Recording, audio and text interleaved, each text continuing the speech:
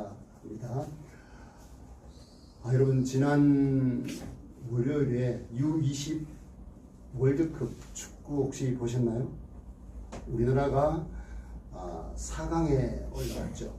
결승 진출에는 실패했지만 그들의 투지, 포기하지 않고 얼마나 열심히 최선을 다하는지 참 감동이었어요.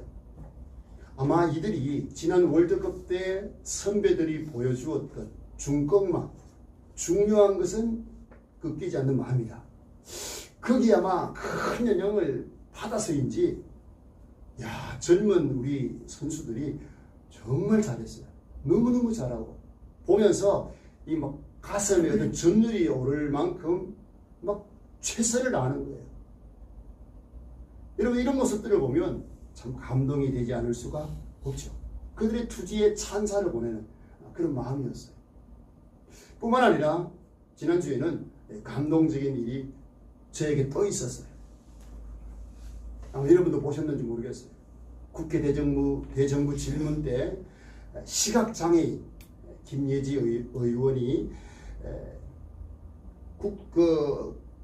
국무위원들과 이게 질문을 하지 않습니까?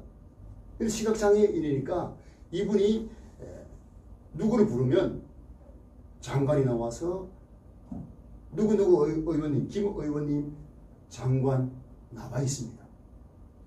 이 시각장애인 의원을 배려하는 거잖아요. 그러니까 알려주셔서 고맙습니다. 그러한 모습을 보면서 지금까지 보지 못한 이 국정질문 때 풍경이어서 참 감동이었어요. 다들 고성이 오가고 참 그거 쳐다보고 있으면 답답한 거예요. 나라의 지도자들이 여야가 그냥 서로 삿대질하고 큰소리 고성을 지르고 그런데 차분하게 서로를 배려하는 그 모습에 참 감동이 되었어요. 그 큰 감동은 그 질의를 쭉 하는 가운데 마지막에 큰 울림이 되었던 우리가 잘 알고 있는 이야기 아닙니까? 코이 이야기, 비단 잉어 코이 이야기를 하는데 참 감동이 되더라고요. 여러분, 코이가 어떤 물고기입니까? 이 환경에 따라서 성장 크기가 달라진다는 코이 법칙으로 알려져 있다. 이렇게 쭉 설명을 해요. 작은 어항 속에서는 10cm 밖에 자랄 수 없다. 수족관에서는 한 30cm를 자란다는 거죠. 그런데 이 코이가 강가에 가면, 강물에 가면 1m 이상 자라는 그런 꼴이다. 그렇게 소개를 하면서 사회적 약자와 소수자들의 기회와 어떤 가능성, 성장을 가로막는 어항과 수족관을 깨부수고 기회의 균등 속에서 재능을 마음껏 발휘할 수 있도록 정부가 적극적으로 강물이 되어달라. 자, 이렇게 대정부 질문을 이렇게 마무리하는데 참 그 아름다운 모습은 여당, 야당 의원들이 기립박수를 치는 거예요. 참 큰 울림이 되었어요. 아마 이게 우리나라 국회의 어떤 문화를 조금 바꾸는 그런 역할을 하면 좋겠다는 그런 기대감까지 생겼어요. 여러분, 이 김예지 시각장애인 의원은요, 피아니스트로 박사학위까지 받은 자예요. 그리고 자기가 스스로 점자 악보를 만드는 그런 특허를 낸 인물이에요. 대단한 인물이고요. 그리고 지금까지 국정 의원으로서 발의한 법안들 150몇 개가 되는데 한 20몇 개가 채택이 될 정도로 활동을 아주 적극적으로 하고 있더라고요. 참 감동이죠. 여러분, 사람은 이 감동을 받으면 성숙해집니다. 감동을 받으면 성숙해져요. 그리고 그 감동이 사람을 움직이게 만들어요. 우리 신앙도 여러분 다르지 않습니다. 하나님 말씀에 감동을 받거나 하나님이 하신 일 때문에 감동을 받잖아요. 그러면 사람이 달라집니다. 여러분의 인생을 가장 의미 있게 한 하나님의 사랑이 무엇입니까? 십자가의 그 사랑 아닙니까? 그 사랑에 감동한 사람들은요, 성숙해집니다. 사람이 달라집니다. 하나님께 감동하면 감동할수록 성숙한 성도, 코이처럼 더 큰 성숙을 이루어내는 것을 여러분 볼 수가 있습니다. 하나님께서 초대교회를 통해서 일하시는 모습을 보면 우리가 그것을 쉽게 발견할 수가 있습니다. 하나님이 사용하셨던 그 당시의 사도들 뿐만 아니고 그 성도들을 하나님께서 감동시키는 것을 여러분 볼 수가 있어요. 우리가 여러분 사도행전의 내용들, 예수님의 복음을 전하다가 야고보 사도가 순교하지 않습니까? 야고보 사도가 순교를 합니다. 그리고 예루살렘 교회의 담임 목사격인 베드로까지 죽이려고 하니까 그 감옥에 갇히지 않았습니까? 그런데 하나님께서 그 베드로는 기적적으로 살려주시지 않았습니까? 베드로가 감옥에 갇혔을 때 성도들은 어떻게 했습니까? 간절히 기도했습니다. 대충 기도한 것이 아니라 간절히 기도했다. 교회를 위해서, 베드로를 위해서 기도했다는 거예요. 그 기도는요, 베드로가 감옥에서 풀려날 때까지 계속되었어요. 베드로가 풀려나서 그들이 기도하고 있는 마가라고 하는 요한의 어머니 마리아의 집에 도착했을 때까지 기도는 계속되고 있었어요. 12절 보면 그래요. 자, 그런데요, 그렇게 기도한 그들이 베드로가 감옥에 풀려나서 그 현장에 왔다고 하는데 어떻게 합니까? 믿질 않아요. 그렇게 기도해놓고 자기들의 기도한 기도의 응답을 믿지 않는 거예요. 참 아이러니하지 않습니까? 하나님께서 이 일을 통해서 베드로와 예루살렘 성도들에게 무엇을 가르치시는지를 한번 볼 필요가 있습니다. 자, 15절 말씀을 한번 보시죠. 자, 15절 시작. 그들이 말하되 내가 미쳤다 하나 여자아이는 힘써 말하되 참말이라 하니 그들이 말하되 그러면 그의 천사라 하더라. 아멘. 자, 그렇게 간절하게 기도해놓고 베드로가 풀려났다는 말을 하는 로데라고 하는 여자아이를 향해서 뭐라 그래요? 미쳤대요. 여러분, 이게 예루살렘 교회 성도들의 믿음이었어요. 기도는 하는데 응답에 대해서는 믿지 않는 거예요. 미쳤다. 그리고 이 로데라는 여자아이가 어떻게 합니까? 여기 보면 힘써 말하되, 힘써 말하되. 이게 이런 이 헬라어로 디스키리조마이라는 단어인데요. 힘써 말한다. 디스키리조마이. 근데 이 단어가 신약 성경에 흥미롭게도 베드로와 관련되어서 딱 두 번만 쓰입니다. 오늘 본문에 한번 딱 쓰이고 어디에 쓰이는가 하면 누가복음 22장 59절. 예수님을 부인하는 그 현장에서, 예수님이 체포되는 그 현장에서 예수님을 모른다고 부인하는 그때 사용돼요. 자, 22장 59절 한번 보십시오. 누가복음 22장 59절. 자, 화면 보세요. 시작. 한 시간쯤 있다가 또 한 사람이 장담하여 이르되 이는 갈릴리 사람이니 참으로 그와 함께 있었느니라. 아멘. 자, 여기 여러분 장담하여, 이 말이 뭔가 하면 디스키리조마이, 힘써 말하되, 똑같은 단어예요. 자, 그러면 여러분 여기서 한번 생각해 보세요. 사도행전에서 헤롯 궁전, 그 가장 기밀한 그 감옥에서 하나님께서 기적으로 풀려난 베드로, 그 베드로가 지금 어디에 서 있습니까?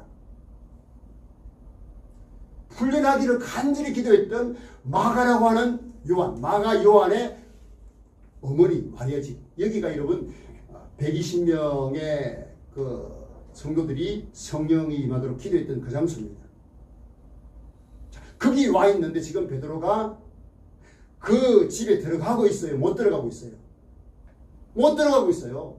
하나님께서는요, 이 베드로를 그 헤롯의 감옥에서도 이게 풀려나게 하셨는데 지금 그 기도의 현장에 들어가지를 못하고 있어요.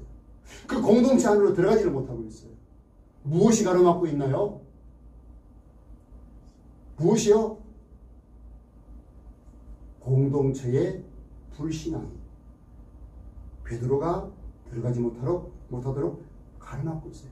온 문제 하나님 다 이루시고 하셨는데 그 성도들의 불신앙 때문에 교회의 위기를 그것들이 직감하고 기도하고 그렇게 했던 성도들, 근데 그들의 불신앙 때문에, 기도 응답에 대한 불신앙 때문에 베드로가 들어가지 못하는 그 상황, 그 불신앙을 깨기 위해서 여자아이가 디스키니 좀 아이 힘써 말한 거예요. 힘써 말한 거예요. 여러분, 이 광경을 지켜보던 베드로는 언제가 생각이 났겠어요? 자기가 예수님을 부인하던 그때 디스키리조마이라고 장담하며 말하던 그때의 장면이 떠오르지 않았겠습니까? 그러면서 여러분, 이 베드로는요 아마 굉장히 전율이 올랐을 거예요. 전율이 생겼어요. 그때 내가 이랬던 나인데 우리 주님께서 나를 사용하십니다. 바로 내가 과거에 이렇게 약한 자였는데 주님이 나를 사용하시는 거야.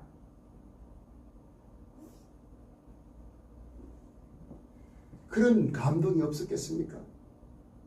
베드로가요 문을 안 여니까 계속 문을 두드리는 거죠. 계속 두드리니까 마침내 문을 엽니다.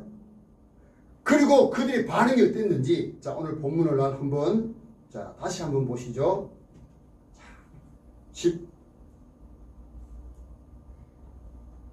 16절. 자, 16절. 자, 시작.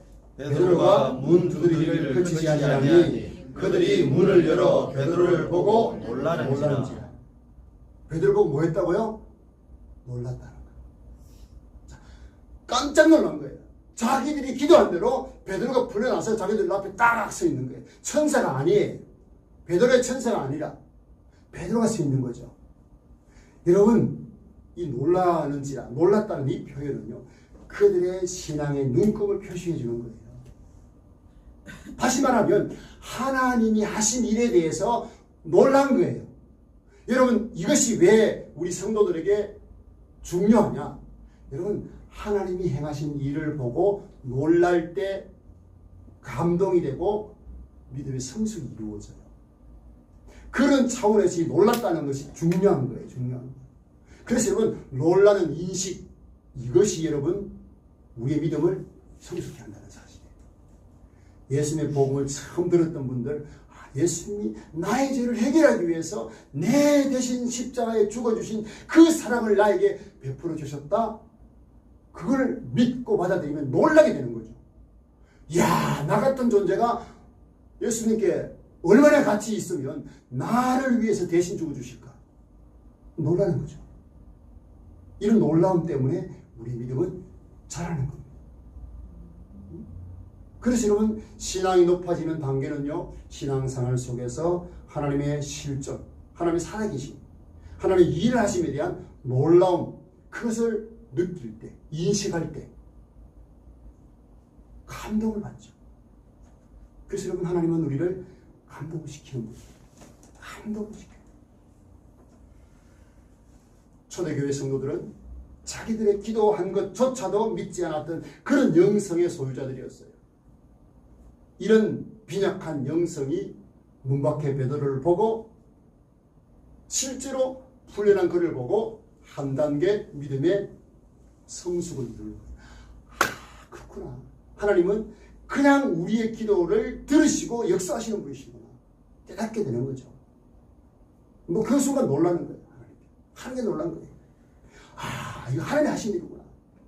사실 베드로가 또 설명을 그렇게 하잖아요. 하나님께서 하셨다. 하나님께서 이렇게 하셨다.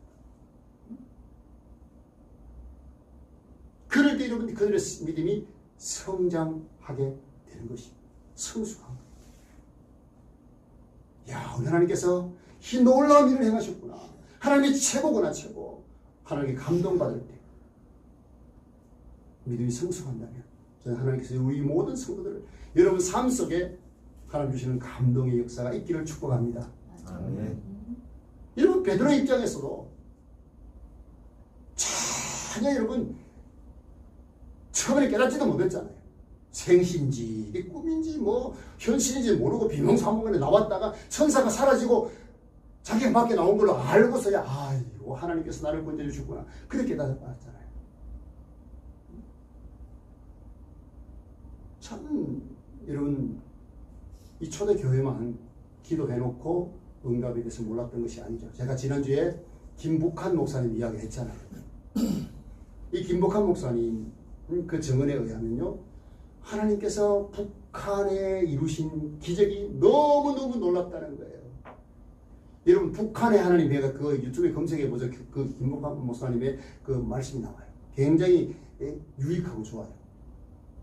이분이요, 자기도 그 북한에 살면서 그 북한에서 일어나는 일들을 다 보았지만 그것이 하나님이 하신 일이라고 전혀 몰랐다는 거예요. 그런데 한국에 와서 그가 목사가 되어서 알게 되었다는 거예요.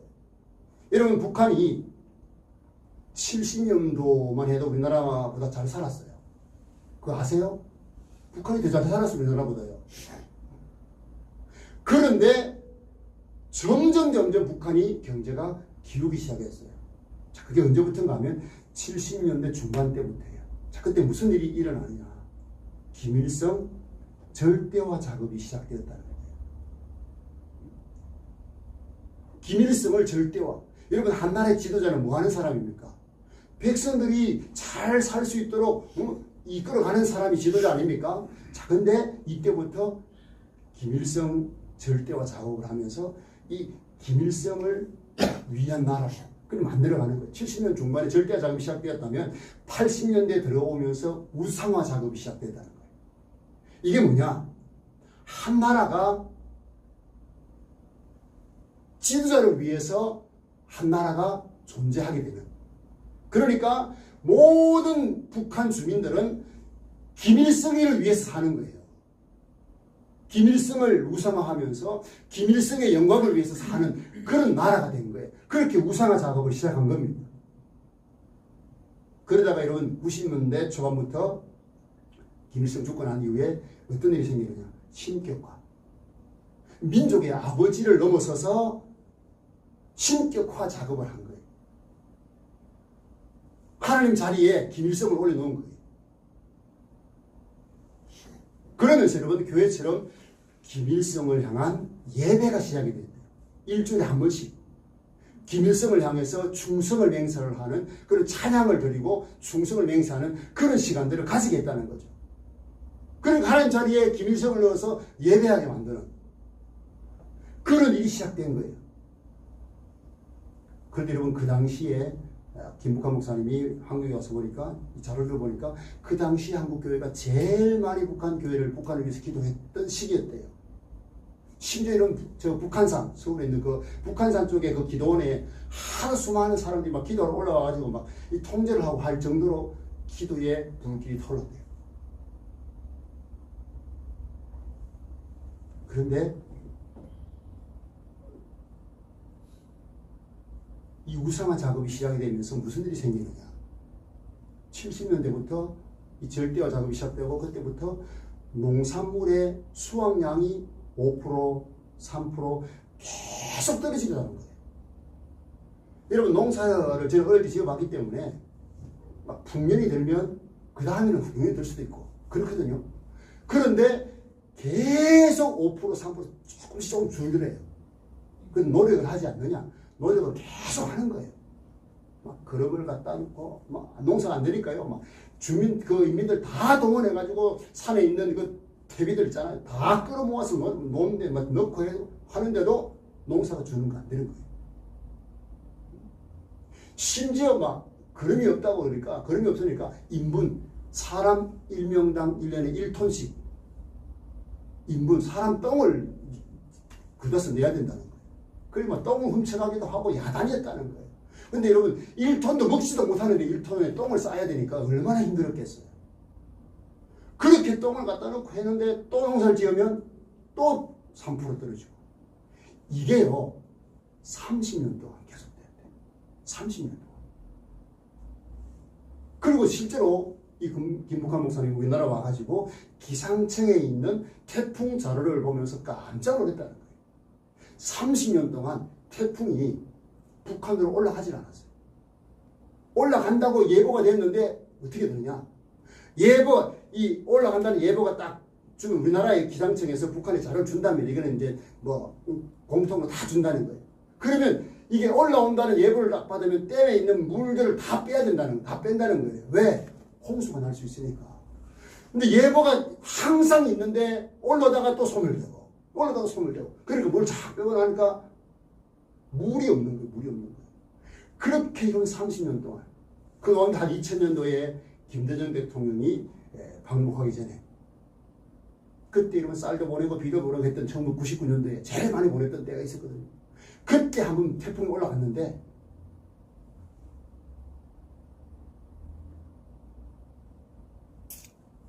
(30년) 동안 안 올랐는데 댐 방류를 안 한 거예요. 근데 실제로 올라가가지고 그냥 물 난다고 난리가 난 거예요. 그리고요 그 전에 국민들이요 농사 안 되니까 1인당 한 10평 정도씩 땅을 1m 정도 파가지고 땅을 위에 다 산성화됐기 때문에 땅을 갈아엎는다고 1m 정도 파서 흙을 또 올린 것. 이게요 그 태풍 때 다 쓸어 내려갔대요. 그때 농사 망했어요. 이렇게 30년 동안. 이걸 누가 했느냐? 하나님이 하셨다는 것을 김북한 목사님이 깨달았다. 무엇을 보았어요? 여러분 신명기 28장에 보면 하나님이 주신 축복과 저주가 되어 있어요. 하나님의 자리에 다른 우상을 섬기면 저주를 받을 것이다. 그 저주가 북한에 그대로 이루어졌다는 거예요. 희한하게도요. 그 중국 접경지역에 있는 그 뭐 압록강입니까? 그 중간에 있는 섬 같은 것도요. 이게 중국 북한 딱 나눠지면요. 이상하게 그 반도에 중국 쪽에는 막 불이 막 나는데 북한 쪽에는 불도 안 난다는 거예요. 자기들은 그렇게 김일성을 자기의 신처럼 그렇게 섬겼는데 그 신격화했던 그 일이 완전히 무너진 것이 여러분 95년도에 배급제가 무너진 거예요. 배급을 더 이상 하지 못한 거예요. 이런 북한에 어릴 때부터 자라면서 뭐합니까? 김일성 이름으로 모든 것이 공급이 돼요. 그 어린 아이들은 장난감도 먹을 것도 다 김일성이 주는 거니까 김일성께 감사하고 그렇게 먹잖아요. 교육도 다 그렇게 받잖아요. 그러니까 김일성이 모든 것들을 자기를 책임지고 자기들의 삶을 인도하는 분이라고 믿고 있는데 95년도에 배급제가 딱 끊어지면서 무슨 일이 생기느냐. 김일성은 우리의 신이 아닐 가능성이 있다. 그러면서 결정적으로 98년도인가 9년도에 뭘 하는가 하면 김일성 집무실을 김일성 무덤을 만드는데 돈을 7억 8천만 달러를 사용하는 것을 중계를 한 거예요. 전 인민들이 다 본 거예요. 다 본 거예요. 근데 그때 당시에는 이 고난의 행군 시기라고 300만 명이 굶어 죽은 그 시기예요. 그런데 여러분 7억 8천만 달러를 들여서 그 무덤을 만드는 걸 보면서 만드는 걸 보면서 이 인민들이 저거는 신도 아니고 인간도 아니고 악마다 악마. 왜? 그렇게 자기의 자식들 다 300만 원 죽었는데 여러분 2만 달러면 2억 달러만 쓰면요 북한 주민 2천만 명이 다 배불리 먹고 살 정도의 돈이래요. 그런데 여러분 7억 8천만 달러를 막 자기 그 무덤 만드는데 김일성 무덤 만드는데 그렇게 사용하는 걸 보면서 신도 아니다 제가. 인간도 아니고 악마다 악마. 놀라운 것은요 그 시기에 중국에서 중국 나갔다 들어온 사람 이런 사람들에게 예수님이 전해진 거예요. 그러면서 예수님의 이름이 지금 북한 땅에 불려지고 있다. 놀라운 일들이 일어나고 있다. 중요한 것은 뭐냐? 여러분 이 김북한 목사님이 이 사실을 알고 하나님 살아계심을 그거 외에도 많이 체험했겠죠. 체험하는 지금도 북한을 보면 북한 지하교회가 여러분 지금 굉장히 활성화되어 있다는 사실. 그래서 북한을 위해서 지금 사역을 하고 있고.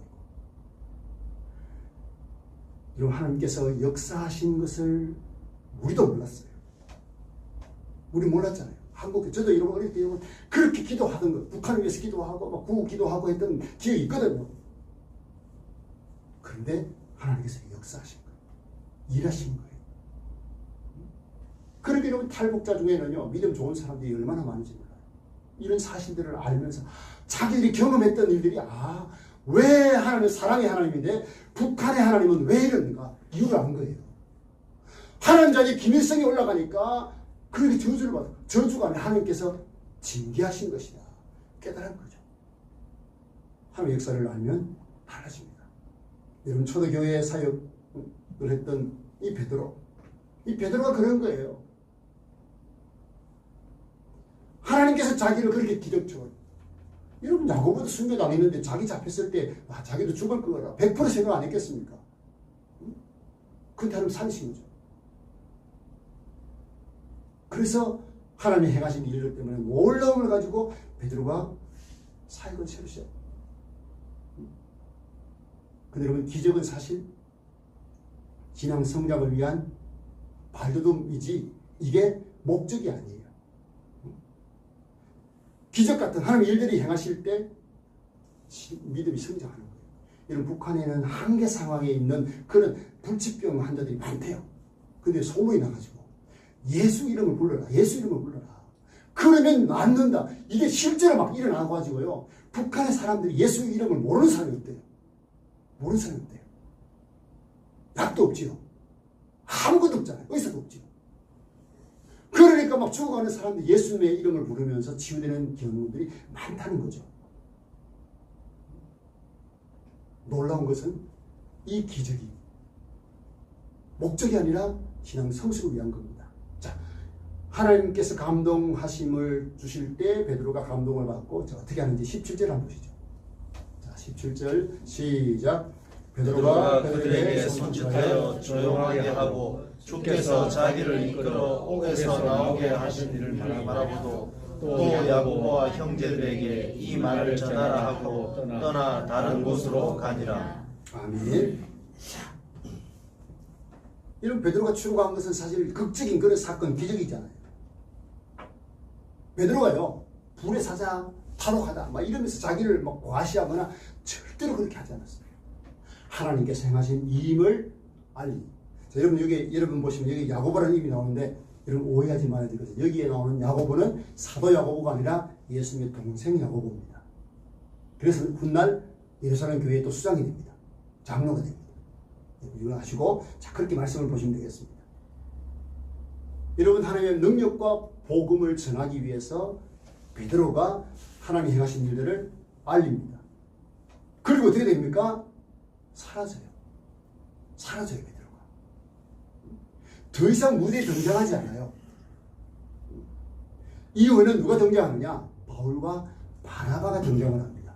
예루살렘 교회 시대가 끝이 나고 안디옥 교회의 시대가 오는 것을 여러분 볼 수가 있어요. 여러분 기적을 경험한 사람들이 빠지기 쉬운 오류가 뭔가 하면 그 기적이 일반화되기를 원하는 거예요. 무슨 말이냐? 문제가 생길 때마다 기적을 바라는 거예요. 하나님 필요하실 때 기적을 주시는데 근데 그 기적이 일반화되기를 바란다. 여러분 기적은요 하나님이 필요하실 때 이적을이라고 그러죠. 하나님을 드러내실 때 하나님이 사용하실 거예요. 하나님 북한을 여러분 사랑하시는 이유가 바로 그거예요. 예수 이름 부를 때 기적이 나타나는 거예요. 놀라운 건요. 성경이 장마당에서 팔린대요. 장마당에서.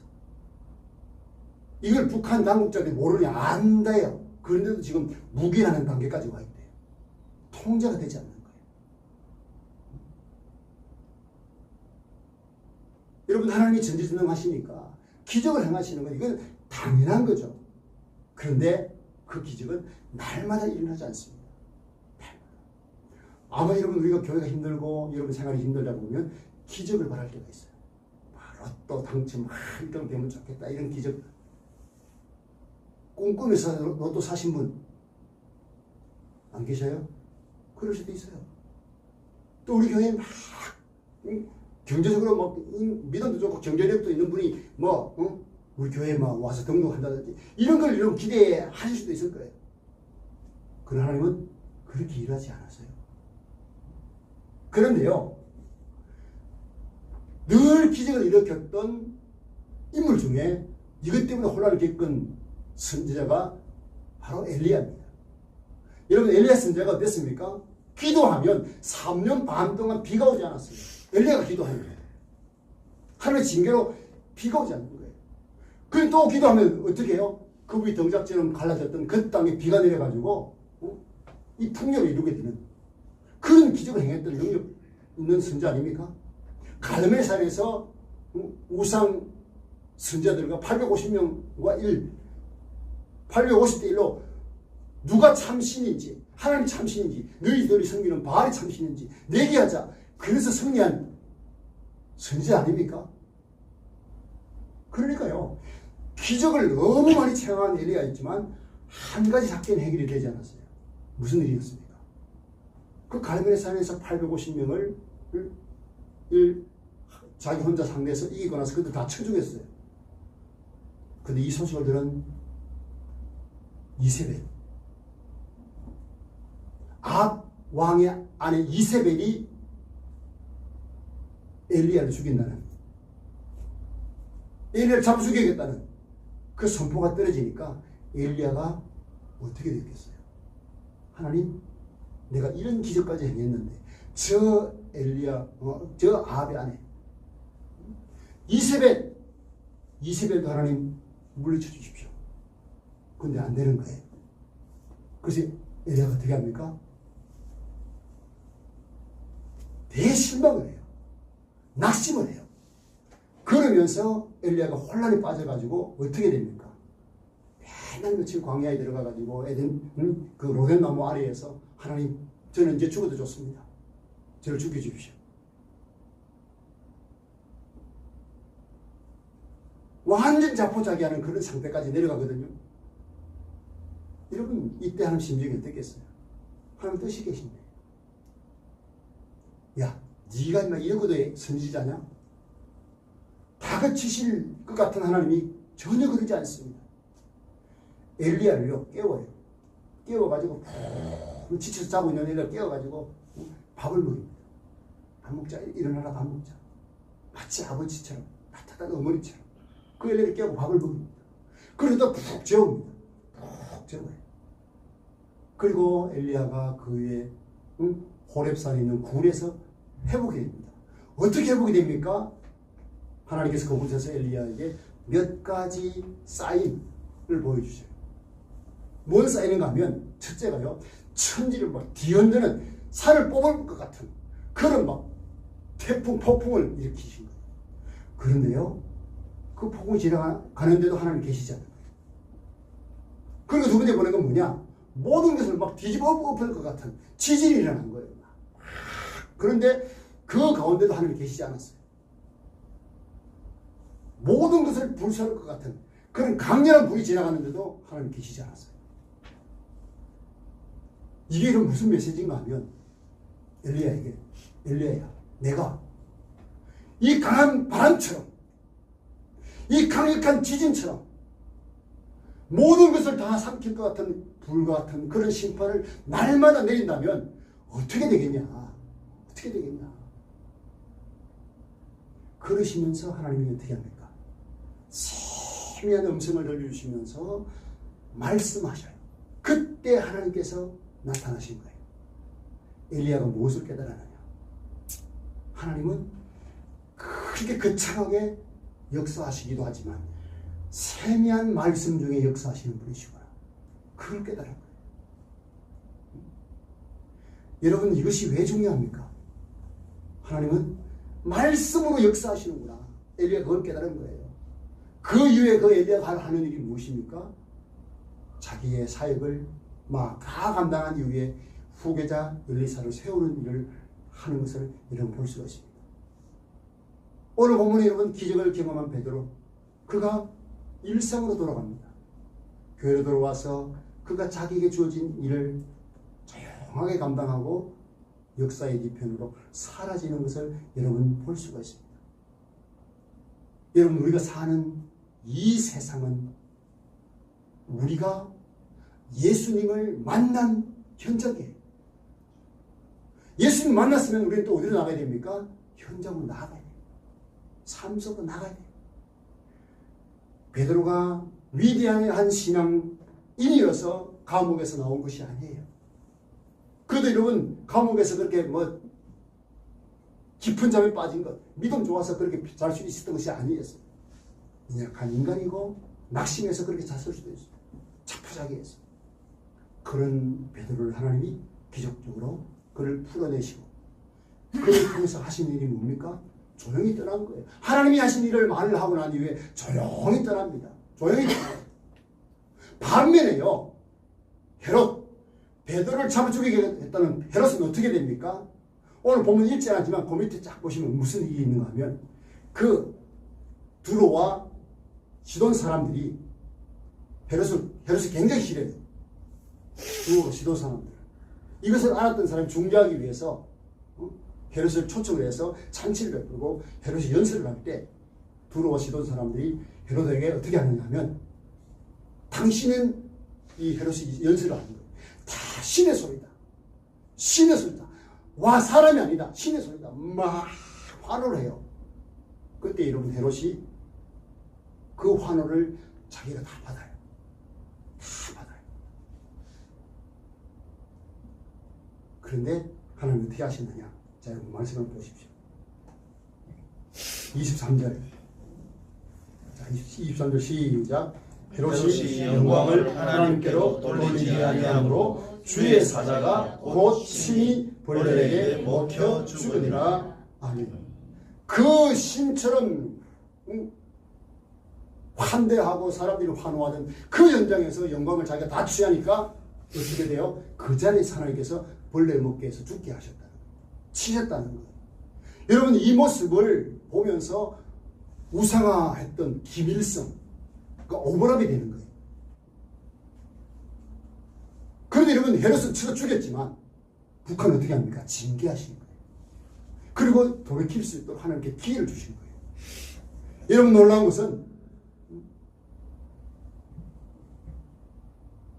우리가 하나님 행하신 일들을 보면서 우리는 하나님께서 역사하신 그 기적, 그 놀라운 역사를 보면서 하나님께서 저 일을 하셨구나.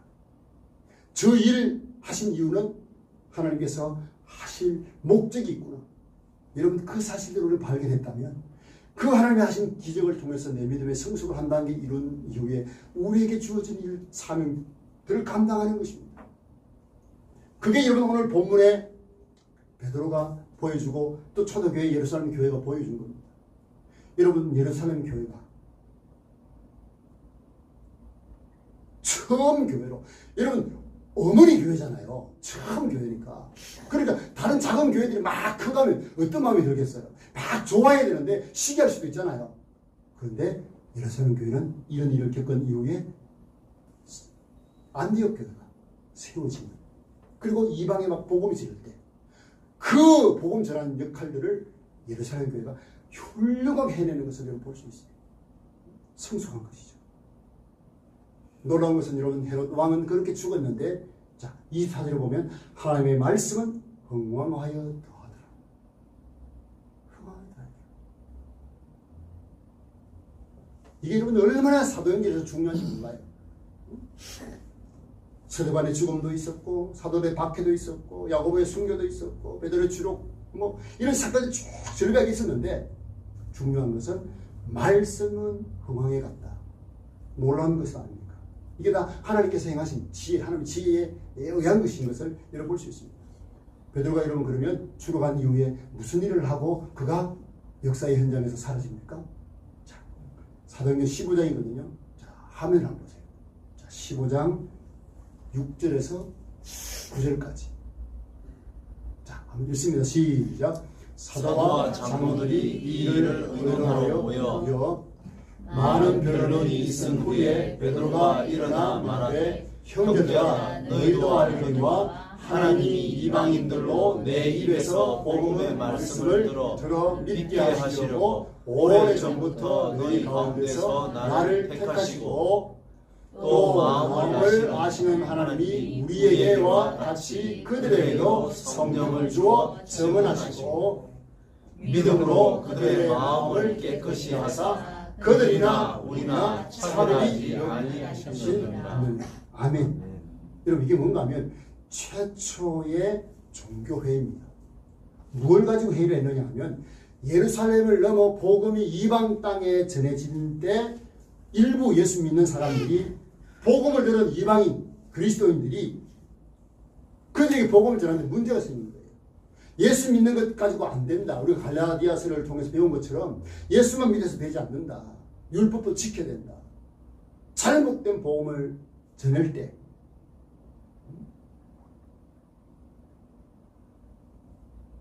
그때 여러분 이방인 교회를 우리가 용납하고 받아들이는 이유가 뭐냐? 그들 또한 그들이 전한 복음, 바른 복음을 받았을 때는 성령이 임했다. 그러니까 우리가 그 이방인 교회들을 다 인정을 해야 된다.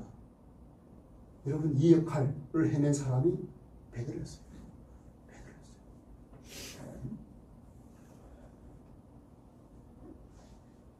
이방인들이 막 성령을 받는 거예요.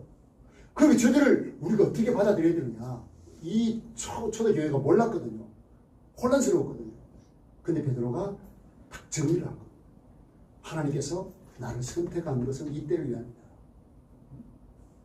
하나님의 성령을 보내신 것을 보면 하나님은 그들이나 우리를 차별하시는 것이 아니다.